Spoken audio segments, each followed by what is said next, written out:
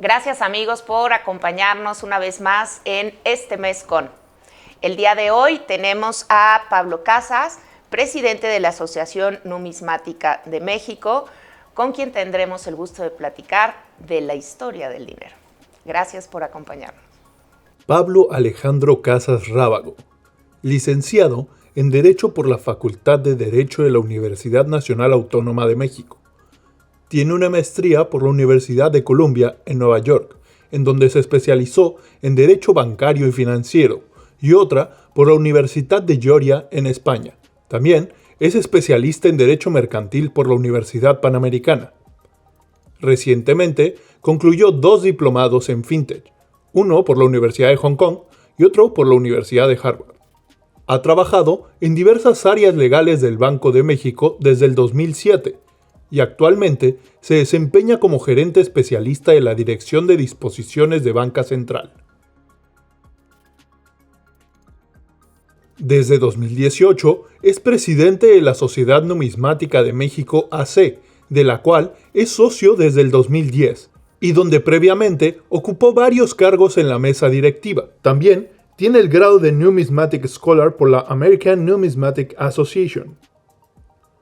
Pablo Casas Rábago fue profesor de Derecho Monetario y Banca Central en la especialidad de Derecho Financiero en la Facultad de Derecho de la UNAM y ha impartido cursos sobre Derecho Financiero o bien de activos virtuales. En la Universidad Panamericana, Campus Guadalajara, el Colegio de Contadores Públicos de México, la Universidad Autónoma Metropolitana, Centro de Innovación de BBVA en México, entre otros. De igual forma, ha participado en diversos cursos y seminarios en bancos centrales y autoridades financieras de Estados Unidos, España, Alemania e Inglaterra. Pablo, muchísimas gracias por estar con nosotros el día de hoy. Y bueno, pues para nosotros es un honor estar aquí en la sociedad. Y me encantaría primero que me platicaras qué es la Sociedad Numismática, a qué se dedican, cuándo se fundó. Cuéntanos un poco de ella. Muchas gracias, Marineves. Pues la Sociedad Numismática de México fue fundada en 11 de septiembre de 1952. Justo este año vamos a cumplir 70 años. Y es una agrupación que empezó como respuesta a la falta de un grupo que orientara, asesorara, un grupo de amigos que se dedicara a intercambiar conocimientos acerca de numismática. Fue el primer esfuerzo exitoso en México para lograr implementar una asociación de este tipo. Y bueno, desde 1952 a la fecha ha ido creciendo, afortunadamente, con la participación de muchos socios, de muchas personas que desinteresadamente han sido parte de nuestra sociedad. Es importante señalar, nosotros somos una asociación civil, por tanto, todos los que estamos en ella, en la mesa directiva y todo, no recibimos ningún recurso, ningún pago por ser parte de ella. Esto se hace porque la sociedad busca difundir la riqueza de la numismática mexicana. Y todos los que estamos en la mesa directiva, ese es nuestro fin, difundir la riqueza de la numismática mexicana para todo público. No es una sociedad que busque segmentar y decir somos un grupo de expertos, no, es algo, buscamos ser accesibles a todos, conocimiento para todos, desde el experto hasta la persona que apenas encontró una moneda en un cajón y quiere saber de qué se trata. Y ustedes en lo que tiene que ver con la numismática en sí, por lo que comentábamos unos minutos antes de cámaras, se estudia todo aquello que tiene un valor de cambio, ¿verdad? Todo eso forma parte como de la numismática. Es correcto. La numismática es muy amplia y el enfoque pues va a ser el enfoque que le dé el estudioso. Hay una diferencia muy importante porque tenemos coleccionistas. El coleccionista es alguien que simplemente junta las piezas, las guarda, le gusta, puede o no estar especulando con esas piezas. Y el numismático va a ser el que estudie. El numismático no necesariamente es un coleccionista. El numismático simplemente quiere estudiar el fenómeno, entonces va a estudiar el billete, la moneda, la condecoración, las acciones, los bonos, incluso los mismos documentos detrás, ¿no? El numismático puede estudiar los decretos por los cuales se autoriza la acuñación de una moneda, puede estudiar el fenómeno monetario, por ejemplo, en la Revolución, decir, bueno, a ver, ¿quiénes imprimieron billete, quiénes acuñaron, por qué lo hicieron, qué metales utilizaron? Y de ahí enfocarlo a alguna especialización. Puede ser, oye, quiero ver cuál era la acuñación de Emiliano Zapata. O quiero ver qué metales eran utilizados en la Guerra de Independencia para acuñar monedas de necesidad.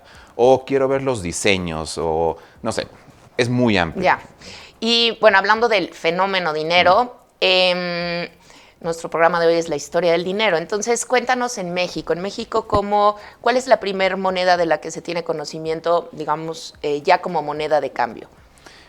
Pues, obviamente, la historia del dinero en México comienza pues, con la llegada de los españoles, ¿no? La llegada de los españoles, pues ellos traían una concepción del dinero que no tenían los pueblos originarios de México. Ellos utilizaban otros medios de cambio que son estudiados sobre todo por la arqueología, hachuelas, mantas, cacao, plumas rellenas de oro, polvo de oro, pero al llegar los españoles, llegar los europeos en general, pues ellos decían, yo necesito las monedas como yo las conozco en Europa, ¿no? Entonces, una de las primeras necesidades, incluso detectada por Hernán Cortés, era la creación de una casa de moneda en la Nueva España, o bueno, preferentemente en la Ciudad de México. Entonces, hay muchos intercambios con Carlos V, Carlos I de España, V de Alemania, en donde necesitamos casa de moneda, y hasta 1535 es que Carlos I y su madre Juana, por una real cédula, autorizan la creación de la Real Casa de Moneda de México, y pues ahí empiezan las acuñaciones, al año siguiente, 1536, ya con el virrey de Mendoza, y se acuñan varios valores en plata, algunos en bronce, que no fueron, en cobre, perdón, que no fueron bien recibidos por la población originaria de México, no tenían mucho aprecio por ese metal, entonces no tuvo éxito. O sea, el bronce no gustó. No gustó, se acuñó muy poco, se acuñaban en maravedíes. Por ejemplo, hay piezas de 4 maravedíes de la época de Carlos y Juana, así se llaman estas piezas, que pues se encuentran a veces en los salvamentos arqueológicos, todo en el centro, porque hay toda una leyenda y hay varias investigaciones que señalan que los indígenas tiraban la moneda a la laguna. Hay quienes han desvirtuado un poquito esta leyenda, pero el hecho es que no gustó, ¿no? Y se prefirió un sistema de monedas de plata. Entonces se acuñaron fracciones de reales, se acuñó 1 real, 2 reales, 3 reales, que es una denominación muy curiosa, pero para que fuera accesible a todos, estas monedas, aparte que traían la leyenda y todo, la denominación la tenían con un puntito. Entonces tú ves una moneda de 1 real, tiene un puntito. 2 reales, 2. 3, 3. Y hubo varios ajustes, toda la moneda de 3 reales se parecía a la de 2, pero bueno, digamos que estas son las primeras acuñaciones de México, de la Nueva España propiamente, ya con una concepción europea del dinero. Y esto me imagino que va evolucionando posteriormente. Tenemos, por ejemplo, durante la Revolución, a mí lo que me gustaría entender es, dentro de esta historia del dinero, ¿qué pasaba con el dinero, por ejemplo, durante la Revolución, ¿no? Durante este periodo social de nuestro país? Es un periodo muy interesante. De hecho, muchos coleccionistas se enfocan solo en Revolución, muchos numismáticos también se enfocan solo en Revolución. Y hay que entender el fenómeno como una búsqueda de financiamiento. Entonces, las diferentes facciones, ¿qué era lo que buscaban? Pues recursos, ¿no? Recursos para la lucha. Villa, Carranza, Zapata necesitaban recursos. Había varias opciones. La más sencilla y la más económica era emitir papel moneda. Eso lo hacía, por ejemplo, Pancho Villa. Llegó un momento en que emitió tanto papel moneda que se depreció. Bueno, lo que es lo de siempre. Nada nuevo bajo el sol. Pero a Villa le costaba mucho trabajo entender por qué sus billetes ya no valían pues lo que él decía que valía, ¿no? Entonces, pues se enojaba, se molestaba. Pero entonces habría varias casas de moneda en el mismo momento en la Revolución, por llamarlo de alguna manera, de cada bando, casa por de decirlo moneda, de alguna manera. Más, yo diría emisores. Emisores de moneda. Por un lado teníamos moneda, ¿sí? Por otro lado teníamos billete. Entonces, tenemos billetes que Carranza, cuando retoma el poder, bueno, empieza a hacer varias emisiones.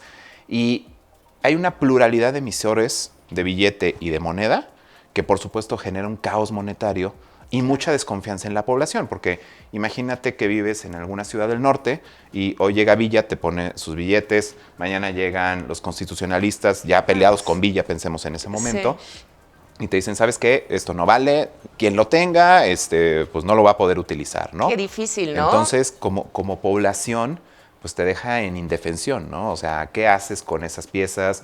¿Las guardas, no las guardas, las tiras? Pero ¿qué tal si al rato llega el general Villa otra vez y tú No, y ya lo no que te tienes? costó ganártelas, ¿verdad? O sea, digo, porque Exactamente. finalmente ese es el tema. Exacto. Porque me imagino que en la independencia es cuando, regresándome un poco, en la independencia es cuando se establece una casa de moneda mexicana, ¿no? O no hay un cambio en la independencia previo Sí. a la revolución. Sí hay un cambio en la independencia.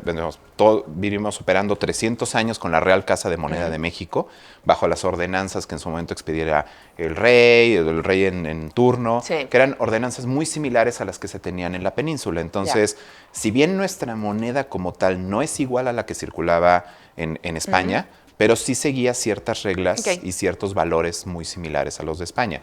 ¿Qué pasa con la independencia? Bueno, había varias casas de moneda de necesidad, establecidas sobre todo por los realistas, por ejemplo, Zacatecas, Ok. y esas piezas de necesidad, bueno, pues eran burdas, eran un poquito del diseño no tan adecuado como el que tenía la Casa de Moneda, con una tradición de 300 años. Grabadores europeos especializados venían, implementaban. Entonces, la moneda virreinal mexicana era una pieza de mucho aprecio, no solo en la Nueva España, sino en el mundo. Circulaba en el mundo la moneda virreinal mexicana. Entonces, es muy interesante ver resellos. El resello es que llegaba una pieza a una ciudad y para que tuviera valor en ese lugar, pues se ponía un punzón con un símbolo. Ok. Y con eso circulaba, ¿no? Hay colecciones de resellos interesantísimas de Asia, de Europa, o sea, que podemos encontrar que las piezas mexicanas se fueron, pues literal, a todo el mundo, ¿no? Wow. Si de ahí brincamos a la independencia, después de las emisiones que hubo tanto de realistas como de insurgentes, cuando se calma todo, se establece el primer imperio, bueno, se quedan las casas de moneda, pero quien va a continuar con la emisión más fuerte y de mejor calidad, sobre todo los primeros años, es la Casa de Moneda de México. Ok. Sin embargo, hubo otras casas de moneda que se establecieron y que siguieron operando sobre todo durante el siglo XIX. Sin embargo, la calidad que tenía como tal la Casa de Moneda de México, posteriormente la de Zacatecas, la de Guadalajara, Chihuahua, Tlalpan, por ejemplo, que tuvo su propia Casa de Moneda cuando era capital del Estado de México. Entonces, es amplísima la emisión monetaria posterior a la independencia y durante todo el siglo XIX.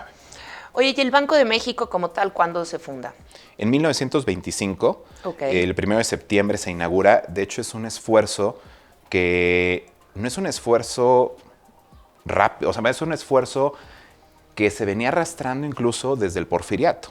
Ok. O sea, o antes incluso, ¿no? O sea, también recién independizado México, el propio gobierno de Iturbide busca que haya un banco emisor, no tiene éxito, y a lo largo del siglo XIX hubo muchos intentos de crear un banco de emisión en México. Ok. No se puede, llegan emisores privados, el primero que es Banco de Londres y México en la época de Maximiliano, es el primer banco en empezar a emitir billete formalmente, aunque hubo emisiones del primer imperio. Después hay un esfuerzo ya en el gobierno de Porfirio Díaz para darle el monopolio de emisión a ciertas instituciones. Hay todo un caso muy interesante de Banco de Londres y México contra Banco Nacional de México, en tiempos ya de Limantur. No se logra, se refleja en la Constitución del 17 esa idea de un banco único de emisor. Claro. No se logra en los primeros años, incluso hay pruebas de billetes de Banco de la República Mexicana, así se pensaba que a lo mejor se iba a llamar. No se logra, viene toda la consolidación de la época de Plutarco Elías Calles y de Álvaro Obregón, y es justo hasta esa época que se logra que el 1 de septiembre de 1925 se inaugure el Banco de México con la presencia de Plutarco Elías Calles, que de hecho es muy interesante porque ese día sale de su casa, va a inaugurar Banco de México y de ahí se va a dar su informe presidencial, 1 de septiembre. Entonces, en el informe presidencial de septiembre del 25, ya dice que Plutarco Elías Calles señala, acabo de ir a inaugurar el Banco de México, ovaciones, todo. Es cuando se funda esta institución tan importante para los mexicanos. Claro, y ahora aquí me gustaría entrar para poder, digamos, continuar hacia lo que viene, el presente y el futuro de la moneda. Primero que nos pudieras explicar, que le pudieras explicar a toda la gente cómo se fija el valor del dinero. O sea, cómo hoy un billete que nosotros tenemos que vale 50 pesos, de una manera sí que es muy difícil de explicar y hay 500 variables, pero ¿cómo se fija ese valor? Porque lo que me gustaría después es que, entendiendo eso, pudiéramos hablar de los nuevos métodos de cambio, ¿no? Las criptomonedas, ¿no? El dinero electrónico. Entonces, primero creo que sería importante entender quién fija y más o menos cuáles son los parámetros que tomas para fijar el valor del dinero. Sí, sí es una pregunta complicada. Sí, lo sé. Porque antes, cuando existía el patrón oro y el patrón plata, pues la respuesta hubiera sido muy sencilla, ¿no? Hay una relación entre la moneda mexicana como tal, la unidad, el peso, contra el oro, que era el último patrón que teníamos. Entonces, un peso vale un peso porque vale 0.75 gramos de oro, ¿no? Porque es lo que lo respalda, ¿no? No necesariamente contiene, pero es lo que lo respalda conforme a la ley, ¿no? Eso decía la ley monetaria. Desde 1905, luego en el 31, la ley monetaria actual lo replica. Cuando se abandona el patrón oro, se vuelve un sistema fiduciario por naturaleza, es decir, en la confianza en el emisor. Entonces, ese billete vale 50 pesos porque el emisor lo dice, porque tenemos confianza en el emisor, y el emisor tiene ciertas cuestiones, por ejemplo, como la Reserva de Activos Internacionales, en donde, si bien no está respaldado como tal la emisión monetaria, pero pues, es parte de lo que da confianza a la sociedad. Entonces, mucho del por qué usamos el dinero y por qué le asignamos ese valor y por qué, si yo te doy un billete de 50 pesos, me libera de la obligación, es porque confías que ese billete que dice 50 pesos Banco de México, pues efectivamente vale lo que dice y tú lo puedes ir a utilizar, ¿no? Para pagar 50 pesos. Podríamos entrar en otros fenómenos mucho más complejos como la inflación, pero finalmente detrás de esto es la confianza, ¿no? Es la razón por la que, por ejemplo, hay personas que dicen, bueno, pues yo quiero guardar algunos dólares de ahorro. ¿Por qué? Porque confío en el emisor, confío en que Estados Unidos, su Banco Central, la Reserva Federal, pues bueno, es una institución seria, tal, sólida, que además a nivel internacional, bueno, todo es convertible al dólar. Supones que no va a quebrar, que no va a pasar nada. No, sí, digo, los bancos centrales no quiebran propiamente, pero confiamos en que ese billete de $1, bueno, pues es Estados Unidos respaldando ese billete. El billete de 50 pesos, de 100 pesos, es México respaldando ese billete, y es un tema de confianza en lo que hay, ¿no? Porque finalmente, ahorita ni nuestros billetes, bueno, los billetes nunca, pero las monedas pues no tienen metal precioso, entonces confiamos en el emisor. Y en este sentido, más allá de la confianza en el emisor de la moneda, ¿qué es una reserva de valor? O cómo se podría entender una reserva de valor, ¿no? Porque se habla mucho, por ejemplo, del oro, ¿no? O de la plata, los metales preciosos como reserva de valor.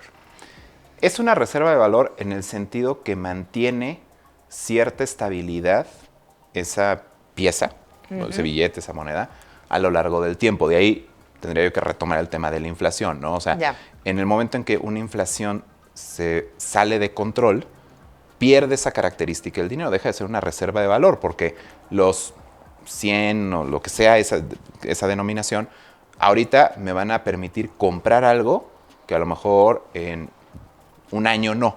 Y vemos fenómenos hiperinflacionarios muy interesantes en la historia del mundo, ¿no? Tenemos la República de Weimar, tenemos en los años 20, tenemos Zimbabue a principios de este siglo, en donde llegaron a emitir un billete de 100 trillones de dólares de Zimbabue. Entonces, o tenemos la hiperinflación de Hungría. No le habían quitado los 3 ceros como nosotros, ni nada. Los 3, los 6, los 2, y le han ido quitando. Y bueno, ya ahorita hicieron una paridad con el dólar para ver si así se mantenía la estabilidad, que al mismo tiempo pues te da esa posibilidad de reserva de valor, ¿no? Porque si no empiezan las emisiones con más y más y más y más valor, y que es algo que también ahorita se está viviendo, por ejemplo, en Venezuela. En Venezuela ahorita hay una hiperinflación. Pero, por ejemplo, el oro, si tú compras un centenario, esa es una reserva de valor, ¿no? Es una reserva de valor, pero sí es importante señalar que no es algo que va a crecer siempre. No, claro.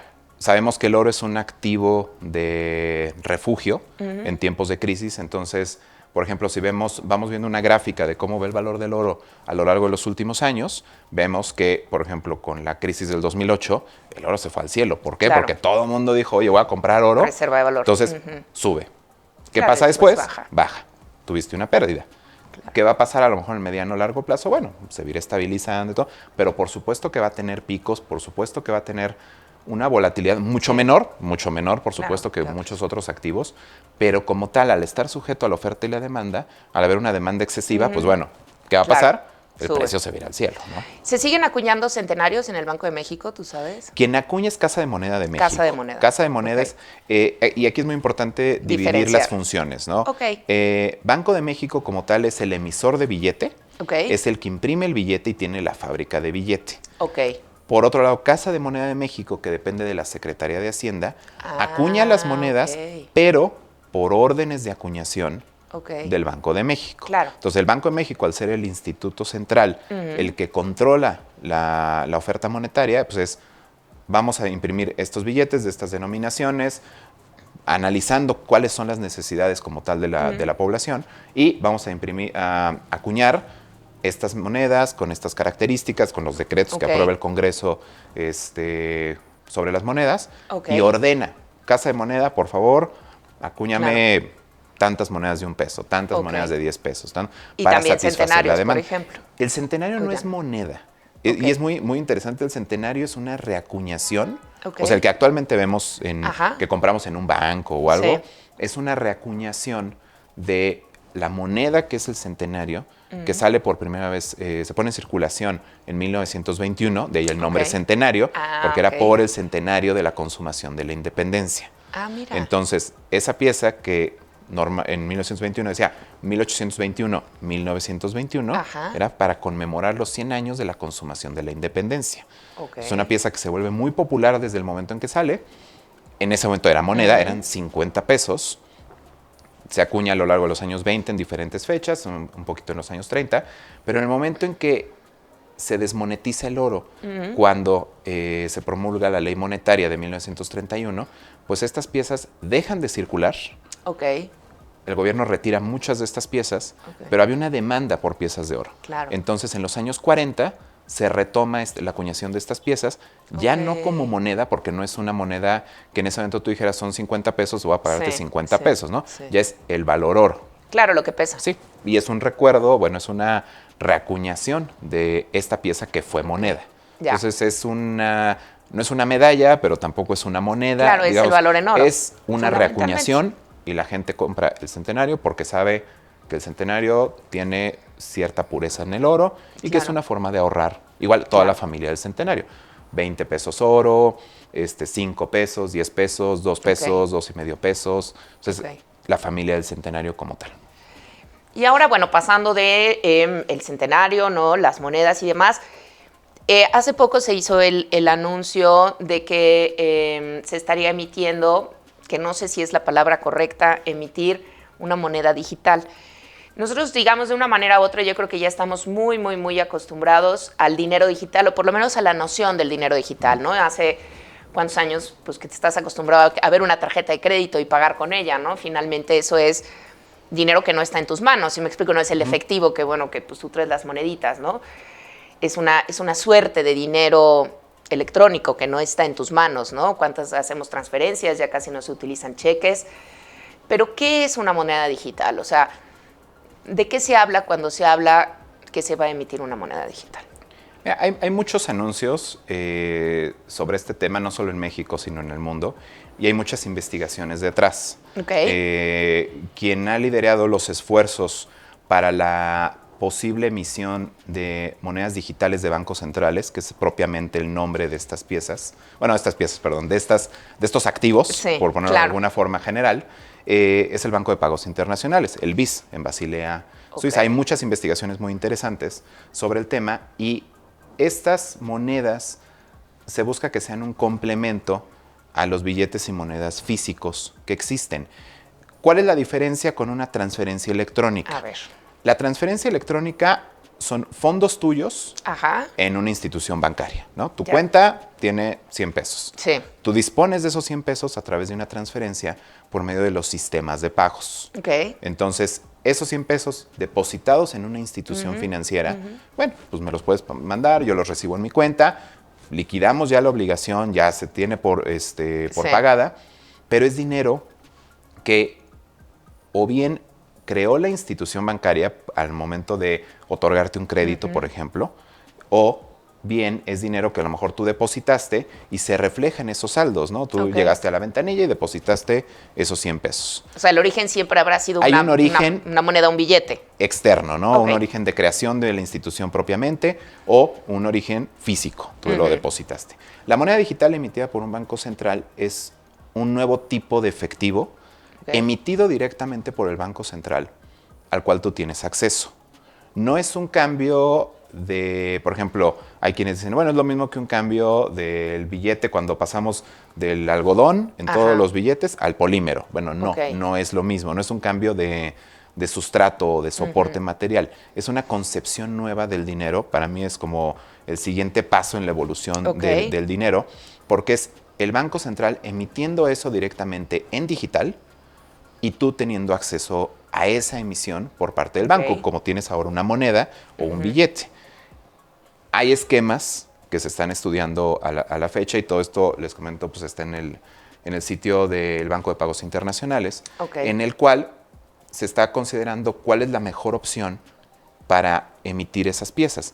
Esas monedas. Estos activos. Estos activos, ¿no? Este es un activo que tú vas a tener, ¿no? Un pasivo del Banco Central. Entonces, ¿cuál es la mejor forma? Te puede emitir el Banco Central directamente a ti en una billetera electrónica que tengas en tu celular. Entonces, tú tienes una relación directa con el Banco Central. ¿Se puede o no se puede? Bueno, va a depender de cada país. O si se considera que es más sencillo operativamente y que esa emisión se haga a ciertas instituciones y que esas, por ejemplo, los bancos, y que esas instituciones, tú puedas acceder a esas monedas emitidas por el Banco Central directamente de las instituciones, es decir, con una intermediación del sistema financiero como tal. Pero finalmente tu moneda emitida por el Banco Central, pues es una relación con el Banco Central, propiamente, como la tienes con el billete y la tienes con la moneda metálica. Que traes en la bolsa. ¿Y esto sería similar a una cadena alfanumérica? ¿O no se sabe muy bien todavía? Hay muchas opciones. O sea, lo que sí es, y de ahí podríamos brincar al tema de activos virtuales, Bitcoin y todo esto. Esto no es un activo virtual.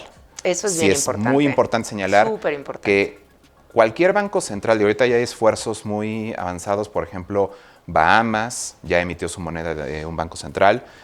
China está haciendo unas pruebas con el e-yuan muy interesantes, en las cuales, pues, para que la gente se sienta confiada en usar eso, en su billetera digital aparece la imagen similar a los billetes. Entonces, pues ve uno, dice 100, sale la cara de Mao. O sea, es algo para que la gente se sienta cómoda. No podría no existir nada de eso, simplemente ser un balance y ya tienes tu moneda. Ahora, el emisor como tal, pues es el que le va a dar nuevamente el tema de confianza. ¿Cómo se va a emitir? ¿Cuál va a ser la tecnología detrás? Hay muchas opciones, pero lo que sí va a ser un registro en el Banco Central propiamente, como ahorita si nos metemos y vemos el balance de Banco de México, de cualquiera, pues tenemos un pasivo en donde están billetes, monedas que están puestas en circulación, y esto va a ser lo mismo. La tecnología detrás, bueno, pues cada país verá la solución que mejor le quede, sobre todo porque ya entramos a temas de educación financiera, de accesibilidad. O sea, no todo el mundo va a poder tener un celular inteligente en el que te lleve a cabo estas operaciones, o no todo el mundo, aunque lo tenga, va a saber utilizarlo, ¿no? Entonces, las monedas digitales de bancos centrales plantean varios temas, no solo financieros, sino pues también operativos, ¿no? Entonces, la tecnología detrás, yo creo, en mi opinión, pues no es necesario, por ejemplo, utilizar blockchain, porque blockchain nace como una falta de confianza, a lo mejor, en un emisor central, en una autoridad central. Entonces, por eso se distribuye la confianza. En este caso, pues bueno, tienes un banco central que va a emitir, entonces no necesitas gastar en tecnología blockchain. Simplemente, pues bueno, el emisor es el banco central. Y como tal, bueno, ¿cuál va a ser la tecnología detrás? Es difícil verlo, pero sí es importante que sea una tecnología que no permita la duplicación de unidades, ¿no? Ese es el gran problema que en su momento solucionó Bitcoin y bueno, otros esfuerzos previos, que es no se puedan duplicar esas unidades, porque pues todos sabemos, tenemos un archivo electrónico, control C, control V, ya tengo la copia, ¿no? Entonces, por supuesto, ese era el gran dilema. Habría falsificación, por decirlo de alguna manera. Habría falsificación. ¿No? Ahora, qué bueno que lo tocas. ¿Qué va a pasar con el delito de falsificación. Como si alguien encontrara la forma de duplicar estas unidades de moneda digital de Banco Central, sería un tema de falsificación. O sea, el delito como tal que tenemos en el Código Penal Federal, pues no aplicaría, claro. Es muy difícil, es un delito, digamos, por ponerlo de alguna forma, clásico, ¿no? Ajá. De fabricación, de elementos, impresión. O sea, es un delito, la clásica falsificación que se vive en la historia del mundo, ¿no? Entonces, es complicada esa parte también. Y la gran diferencia que hay entre esta moneda electrónica y lo que serían las criptomonedas, ¿no? Exactamente, que el término yo creo que no debe ser criptomoneda, porque la moneda implica que detrás está el Estado, ¿no? El emisor. Yo creo que... ¡Qué interesante! Sí, la moneda pues tiene que ser emitida. Yo no puedo emitir mis monedas, ¿no? Claro, la moneda siempre implica Estado. Sí, entonces sería un contrasentido hablar de criptomonedas cuando no hay Estado. Nuestra ley lo que habla es de activos virtuales. Claro. Son activos. Bitcoin es un activo virtual. Ripple, Ethereum, claro, todo eso son activos virtuales que, bueno, cumplen ciertas funciones o no, similares al dinero. Pueden ser sustitutivos, bueno, si hay un acuerdo de voluntades, puede ser. O sea, si tú me dices, yo no tengo ningún problema en que me compres esta libreta con Bitcoin, bueno, ahí se está a la voluntad de las partes, ¿no? Es una cuestión contractual y es otro. Claro. Pero propiamente yo no puedo ir, como puedo ir con una moneda o con un billete, a liberarme de obligaciones con un activo virtual. No, y además de manera automática, ¿no? Que eso sí es, la moneda sí te lo da y el blockchain te implica, ¿no? La confianza de los demás que certifiquen que la cadena está bien y que se puede hacer la transacción, ¿no? Que eso es importante. Y además también el tema del valor, ¿no? Que el valor de las criptomonedas pues también se asigna mucho más volatilmente, ¿no? Y 100%, o sea, 100% al arbitrio del mercado. Sí, algunas, no todas. Y eso también es muy interesante porque todos nos quedamos a lo mejor con la idea de Bitcoin, ¿no? Bitcoin volátil, picos, valles, o sea, pensamos en activos virtuales y pensamos en Bitcoin. Sí, claro. Pero hay otro tipo de activos virtuales que se llaman stablecoins o monedas estables, que están vinculadas a un valor o a una canasta de valores que le da cierta estabilidad. Por ejemplo, hay un activo que se llama TUSD y ese activo está vinculado 1 a 1 al dólar. Entonces, tú vas a ver la gráfica de esos activos y es $1, $1, $1, 1 a 1. Entonces hay una relación. ¿Por qué? Porque se supone que detrás hay una reserva constituida que si nada más se emiten 1,000 TUSD, bueno, hay $1,000 detrás. Entonces, estabiliza el valor y te da la posibilidad de llevar a cabo ciertas transacciones más a mediano y largo plazo que Bitcoin no. Bitcoin es, ahorita vamos rápido, ¿cuánto cuesta? Tanto, ¿cuánto es el equivalente en Bitcoin? Va. Si pasan 2 días, a lo mejor el valor va a cambiar completamente. Entonces, estas monedas estables permiten ciertas funciones que no permite el activo virtual común con la volatilidad. Sin embargo, tampoco son dinero. Los stablecoins o monedas estables. Pues que no son moneda. Claro, sí, es totalmente distinto. La verdad es que a mí me quedan muchísimas dudas, Pablo. Yo quisiera hoy extenderte la invitación para que dentro de poco nos vuelvas a recibir aquí y que pudiéramos hablar de todo lo que nos faltó, ¿no? Precisamente continuar entendiendo este tema de las monedas digitales, las criptomonedas. Creo que eso es algo que finalmente ya nos alcanzó, ¿no? De una manera u otra. Y creo que ha sido muy difícil entenderlo, ¿no? Para todos nosotros, aunque te digo, estás acostumbrado de cierta manera ya no necesariamente a manejar todo el tiempo billetes y monedas.